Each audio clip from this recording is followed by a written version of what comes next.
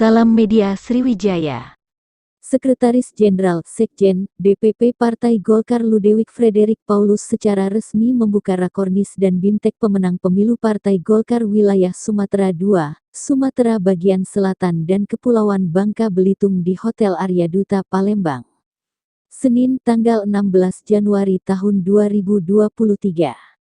Acara berlangsung dari tanggal 15 hingga tanggal 17 Januari tahun 2023 dihadiri Sekjen DPP Partai Golkar Ludewig, Waketum DPP Partai Golkar Ahmad Doli Kurnia Tanjung, Waketum DPP Partai Golkar Bidang Penggalangan Strategis Erwin Aksa, Ketua DPD Partai Golkar Bobi Rizaldi, serta sejumlah pengurus Partai Golkar Sumsel, Bangka Belitung, dan Provinsi Lampung. Hari ini saya mewakili Ketum Airlangga Hartarto, membuka Rakornis dan Bimtek pemenangan pemilu Sumatera II, yang meliputi provinsi di Sumatera bagian selatan, Sumbaksel, bagaimana kita mengkonsolidasikan pemenangan pemilu agar meraih kemenangan, kata Ludewig. Menurut Ludewig yang didampingi Waketum DPP Golkar lainnya yang hadir seperti Ahmad Doli Kurnia, Erwin Aksa dan Ketua DPD Partai Golkar Sumsel Bobi Rizaldi, dengan dilakukannya Rakornis dan Bimtek tersebut, target Partai Golkar sebagai pemenang Pileg dan Pilpres 2024 bisa terwujud. Target sudah dibuat Ketum, pertama bagaimana memenangkan Pileg dan Pilpres. Apalagi tanggal 20 November lalu partai sudah memberikan perintah bacalek bakal calon legislatif DPR, maka artinya kekuatan kita sudah 200%, ujarnya. Diungkapkan Wakil Ketua DPR RI ini, partainya sudah memutuskan dalam Rapimnas jika Ketum Partai Golkar Airlangga Hartarto akan diusung sebagai capres pada Pilpres 2024 dan kader siap memenangkannya. Sedangkan untuk target Pileg DPR nanti minimal 20% atau setara dengan 120 kursi, yang sekarang kita punya 85 kursi di Senayan atau sekitar 14%. Kalau di breakdown tingkat DPRD provinsi, kabupaten kota harus sama, 20% ke depan, paparnya.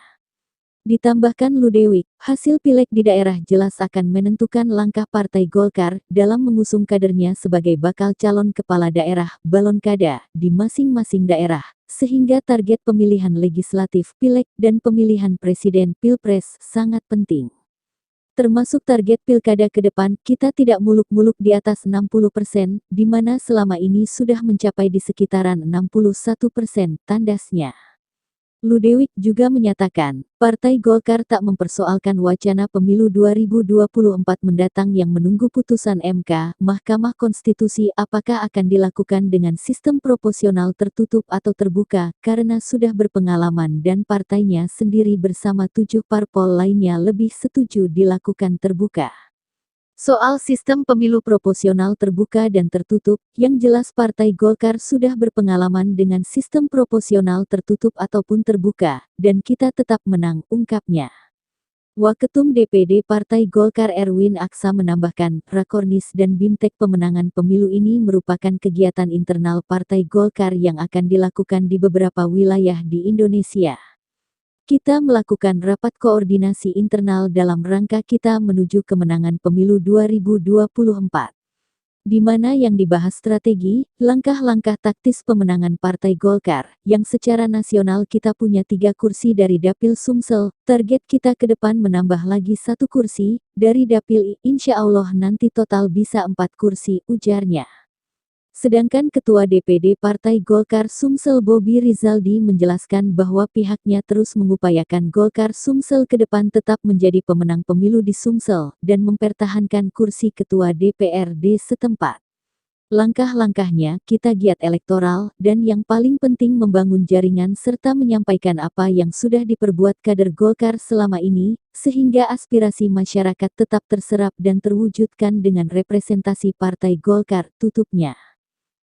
Menentukan Airlangga sebagai calon presiden, dan ini diperkuat pada Rapimnas tanggal 6 Maret pada tahun 2021. Itu pertama. Kedua, target kedua adalah Pileg. Untuk DPR RI kita harus mencapai target 20% atau setara dengan suara 120 kursi, saya ulangi, setara dengan 120 kursi. Dan saat ini kita punya 85 kursi di DPR RI. Dan itu kalau di breakdown ke DPRD provinsi, ya, kemudian kabupaten kota sama, ya, 20%. Karena yang lalu kita hanya dapat 14,8% dan kita tingkatkan menjadi 20%. Dan yang ketiga untuk pilkada kita menang 60%. Pilkada ini juga tidak muluk karena pilkada tahun 2020 terakhir kita berhasil mencapai 61,9%. Nah, terkait dengan polemik yang sekarang berkembang, ya, dengan sistem proporsional dari pileg, apakah kita mau menggunakan terbuka atau tertutup?